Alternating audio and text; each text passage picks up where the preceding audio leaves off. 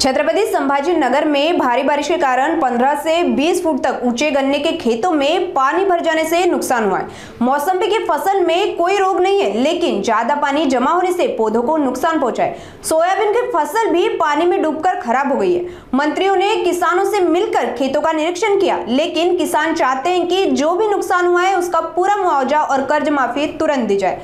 दिवाली का त्योहार नजदीक है और किसान आर्थिक रूप से हताश हैं। उनका कहना है कि अब सरकार को उनकी समस्या पर तुरंत ध्यान देना चाहिए। आमच्या भागाची आज उदय सामान्याने पाणी केल्यामुळे आमच्याकडे इथं जो आमचा ऊस होता, हा ऊस आमचा जवळपास 15 ते 20 फूट ऊस वाढलेला होता।